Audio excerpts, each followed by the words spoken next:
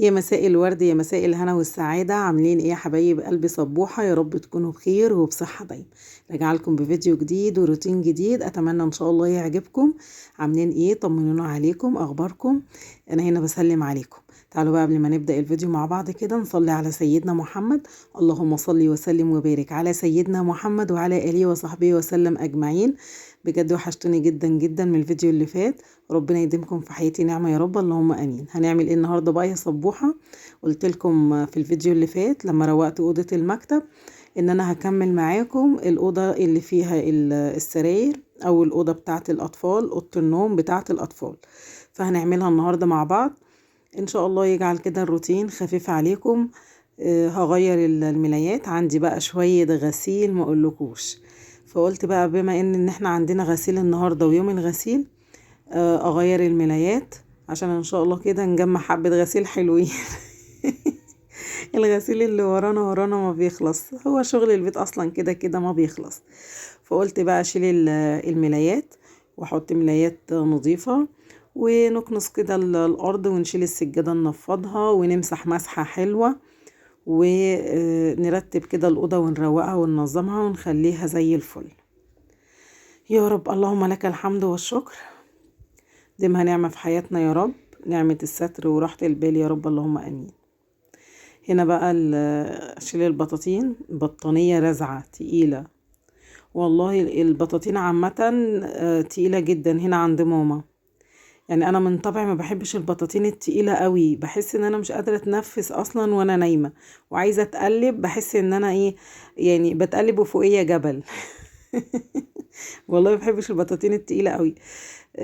بحس ان عادي، المهم ان البطانية تكون حلوة، عارفين الوبرة الناعمة بتاعة البطاطين، تكون التقل بتاعها اللي هو المظبوط، مش لازم تبقى اتقل حاجة. صعب برضو، انا ما بحس اني بتخنق بسرعة.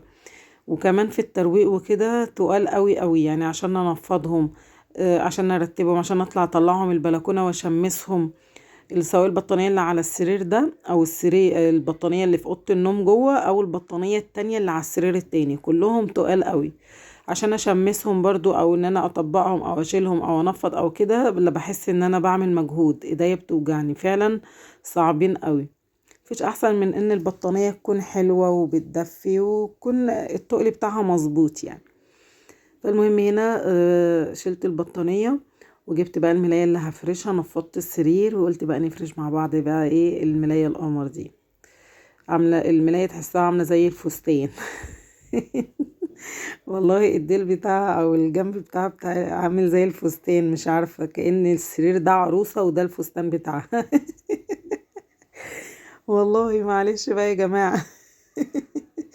انا شايفة كده. انا ما بحبش غير الملايات اللي هي السادة او العادية، مش سادة في الشكل، لا، ممكن سادة، ممكن مشجر، ممكن عليه رسومات أطفال عادي، ولكن أقصد سادة بمعنى إن هو مفيش فيه كرانيش وشغل كده من الجنب. بحب الملاية نازلة بطبيعتها، بحس إن هي أشيك وأجمل وأحلى، غير إن هي كده شبه الستارة. يعني غريبة شوية، أنا مبحبش الملايات دي، ولكن طبعا ربنا يبارك لنا في ست الكل. هي من النوع اللي بتحب الحاجة مدندشة كده، أيا مدندش. هي اللي اختارت الملاية دي، قالت لي طلعي لي الملاية دي. فطبعا فرشتها لها. ويا رب يديم كل ام كده في حياة اولادها، وكل اولاد في حياة اهاليهم، ويطمن كده قلوبنا عليهم يا رب، ولادنا، ويديمهم كده في حياتنا يا رب، ويرزق كل مشتاق الذرية الصالحة يا رب، اللهم امين.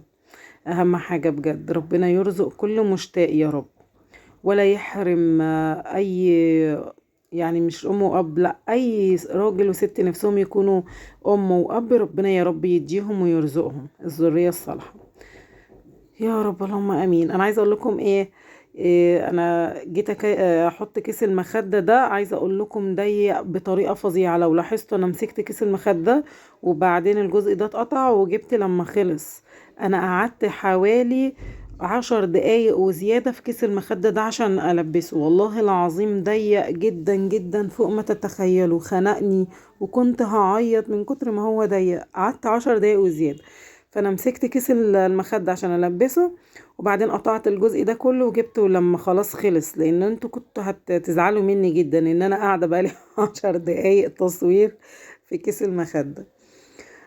بس انما بقى الفيديو كله ما فيهوش حاجه، انا ما قطعتش حاجه اصلا غير وانا قاعده بلبس كيس المخده بس. فمعلش بقى، كنت هطول عليكم بس كده احسن، وانا واثقه ان كده بالنسبه لكم كمان احسن كتير، وعارفه ان انتم مش هتزعلوا. فهنا بقى خلصت السرير الاول، عملت السرير وحطيت البطانيه رجعتها مكانها، ولبسنا كيس المخده والخداديه وخلينا السرير قمر. هنعمل ايه بقى تاني يا صبوحه؟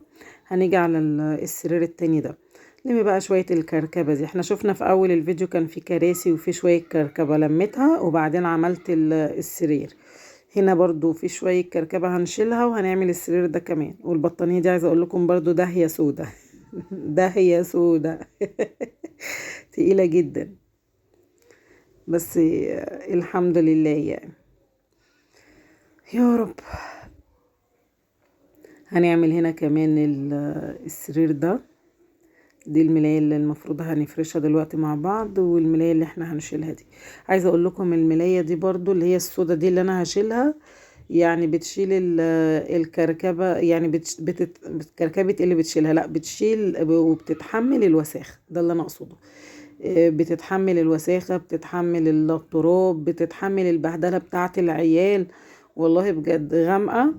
انا كنت قبلها فرشة ملاية فاتحة، اليوم اللي فرشتها فيه فرشت الملاية دي بعد الظهر.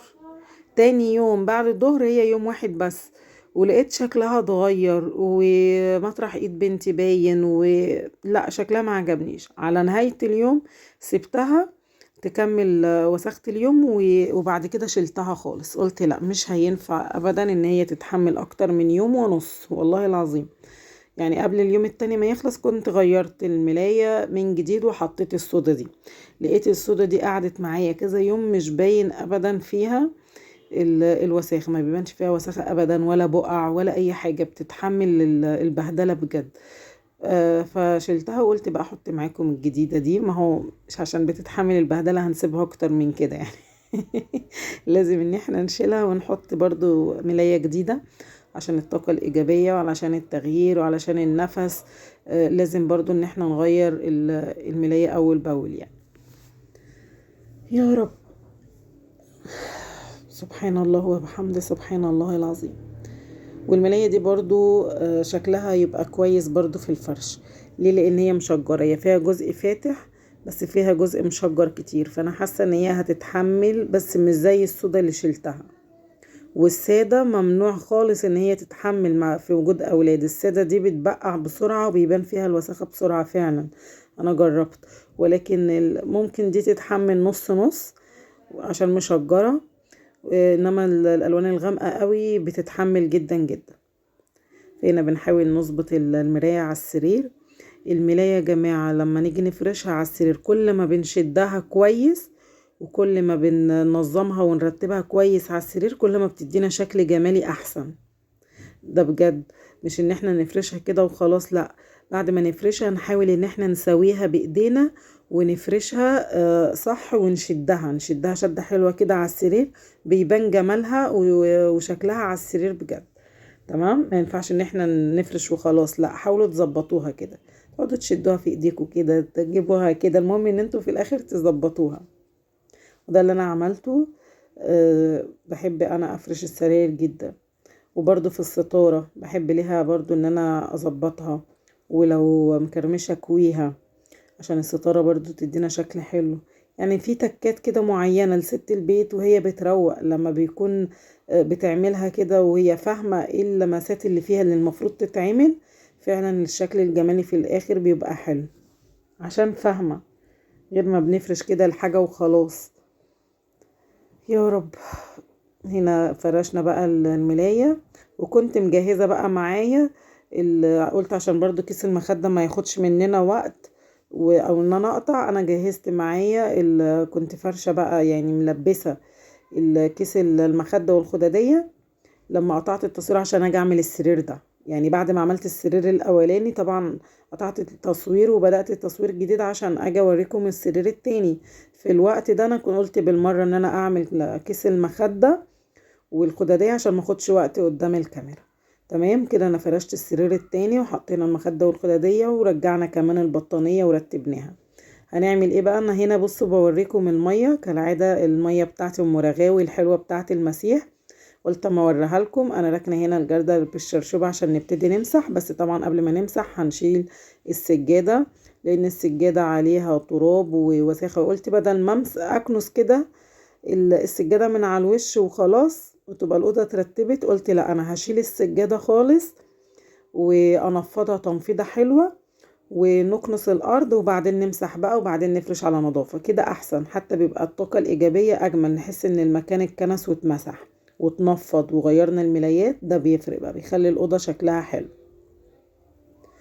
انا نزلت لكم الكاميرا شوية عشان تشوفوا السجادة وانا بشيلها وبنفضها، علشان هنمسح بقى ونكنس وكده، يبقى كل حاجة انتوا شايفينها ومعاكم في الفيديو.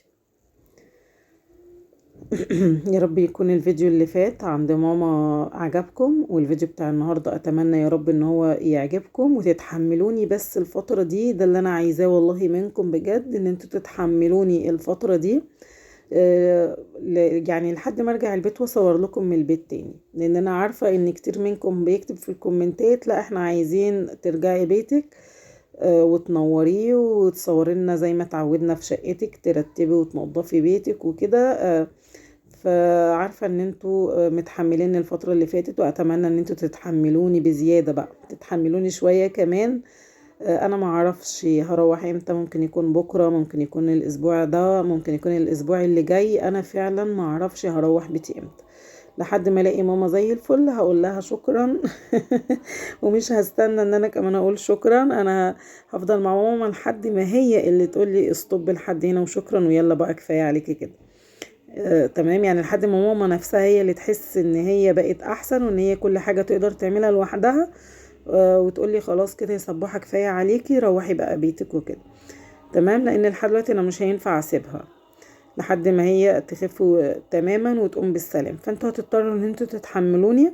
وانا لما لقيت ان المدة طولت عليكم قلت بدل ما مفيش تصوير خالص وانتوا زعلانين مني، لا انا هصور في بيت ماما اي حاجة ممكن ان انا فاضية اعملها. انا اصلا والله كتير على مدار اليوم ما ببقاش فاضية، والله العظيم ما ببقاش فاضية خالص، فلما الاقي نفسي في وقت قادرة ان انا اصور فيه الترويق اللي هعمله هصوره لكم. لما يكون في فيديو بينزل احسن ما يكون ما فيش خالص، ونقدر ان احنا نتحمل بعد الفترة دي لحد ان شاء الله ما اروح البيت ونرجع تاني، نرجع بقوتنا بقى بإذن الله ان شاء الله. فهنا احنا شلنا السجادة، انا وقفت الكاميرا ثواني، يعني مش قطعت، لا انا عملت ستوب على الكاميرا، نفضت السجادة تنفيضة حلوة قدام باب الشقة. على فكرة في باب، يعني الباب بتاع الأوضة اللي قدامنا ده في باب تاني زيه في هناك في الأوضة ورايا، يعني ورا الكاميرا على طول في باب تاني، ده اللي انا نفضت منه السجادة. نفضت السجادة كويس وركنتها بقى على جنب، قلنا بقى لما نكنس زي ما احنا شفنا كده، ولميت الزبالة وبعدين هنا بقى بنمسح. ايه بقى اللي انا لقيته يا جماعة؟ فرحت من قلبي جدا جدا، يا فرحتي يا سعادتي، ما كنتش مصدقة وعمالة اقول واخيرا الحمد لله ربنا جبر بخاطري. ولقيت ايه بقى اللي انا لقيته فرحني قوي قوي كده؟ ده الحلق، ده حلق دهب يا جماعة، حلق دهب ضايع مني بقاله 3 ايام. الحلق ده اصلا انا مش لابسه دهب ومش لابسه حلق، الحلق ده بتاع بنتي بعد ما كبرت كده بشويه وهي عندها 5 سنين جبته لها. ماشي، بينفع يتلبس للكبار، يعني للكبار والصغيرين. بصوا شايفين حجمه قد ايه؟ صغير، بس في النهايه يا جماعه اسمه دهب، يعني حتى لو هو صغير شايفين حجمه كان صغنن قوي، بس في النهايه اسمه دهب. وانتوا عارفين ان الفتره دي الدهب غالي، وهو الحلق ده بقاله زمن، بقاله سنين من عمري بنتي ما كان عندها حوالي 5 6 سنين، وهي دلوقتي عندها 13 سنة. ففي شوفوا بقى كام سنة، كتير جدا جدا، حوالي 8 سنين 7 سنين. ايام ما كان الذهب زي ما بيقولوا بالنسبة لدلوقتي ايام ما كان ببلاش. فهو الحلق صغير بس غالي عليا، وهو بنتي زهقت منه عشان بدأ انه يضايقها في ودنها لانه صغير فشلته. طيب المفروض ده غباء مني انا، مادام صغير على بنتي يبقى اكيد صغير على ودني. فانا ايه لبسته، قلت بدل ما يتنتر من ايدي هنا ولا هنا ولا انسى مكانه فين. الله اكبر، الله اعظم، اشهد ان لا اله الا الله واشهد ان سيدنا محمد رسول الله. رجعت لكم مرة تانية، انا قفلت بس التسجيل معاكم لحد اذان العشاء ما اذن، وبعدين رجعت لكم تاني نكمل بقى كلامنا. يعني زي ما بيقولوا كده يا جماعة، جيت اكحلها عميتها ليه بقى؟ لان انا بقى اصلا يعني المفروض ما كانش من الاول ان البسه، لان انا عارفة ان هو ده على ودن بنتي لان هو كان صغير وهي دلوقتي كبرت، فاصبح انه صغير على ودنها. فالمفروض ما كنتش انا لبسته، بس انا لبسته قلت ايه يبقى في ودني احسن ما اركنه في حتة وانساه. فوقع مني فكنت متضايقة جدا، وبعدين قلت ايه خلاص بقى نصيبه وملناش نصيب فيه. والكلام اللي انتوا فاهمينه ده. فالمهم ايه كان ضاع، وانا خلاص فقدت الامل. ده 3 ايام بدور عليه يا جماعة، ما سبتش حتة في الشقة الا لما دورت عليه. فانا اتفاجئت قدامكم زي ما انتوا شفتوا والله العظيم. حاجة اتنطرت كده وانا بمسح كان في الشرشوبة، وفجأة ببص كده تحتيها لقيت الحلق. ففرحت جدا، وشكم حلو عليا، فبجد شكرا. فهنا بعد ما مسحت سبت الأرض تنشف شوية، وفرشت السجادة على نظافة، وبكده ده الشكل النهائي. خلصنا السراير تغيير الملايات، ومسكنا الأرض كنس ومسح وتنفيض سجادة ورجعناها على نظافة. قلت هنا كمان نفتح بقى، أنا كنت قافلة قلت لما أخلص أفتح. هنا أنا كنت بكلم ابني بفتح الشباك لقيته قدامي عند بيت حماتي يعني. فالمهم كنت بكلم ابني، وهنا قلت بقى افتح الشباك يهوي بقى الأوضة عشان تدخل هوا حلو كده. الهوا بتاع برضو اللي هو بتاع بالليل ده هوا بيبقى فيه نسبة ساقعة شوية فبيبقى حلو. فالمهم ده كان الشكل النهائي، وأتمنى الفيديو يعجبكم، وشكرا لكم، والسلام عليكم ورحمة الله وبركاته.